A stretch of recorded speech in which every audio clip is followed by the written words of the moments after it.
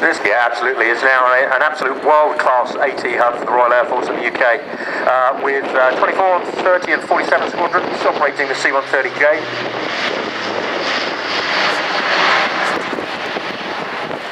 70 Squadron with the A400M, as you see in front here. Obviously this one is an industry version, and 99 Squadron with the C-17. We've then got the Voyager, which is operated by 101 and number 10 Squadron.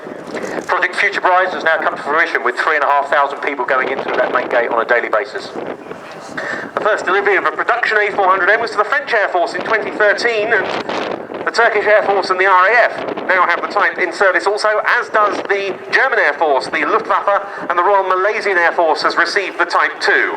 The French have already been using their A400Ms to support their operations in Mali.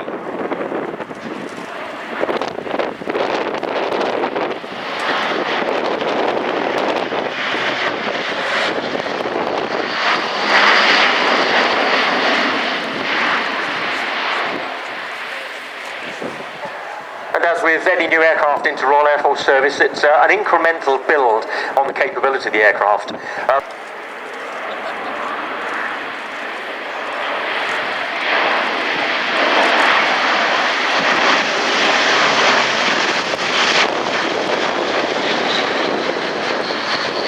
There's still lots of testing to do, of course, hence Airbus still having a strong test fleet of these aircraft from which this.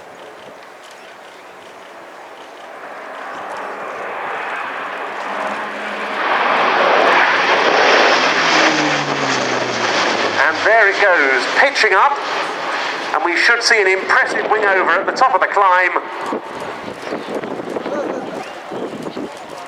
Very nice, and just into cloud at the top. Calibration markings on the rear fuselage, that sort of lattice work red marking you can see.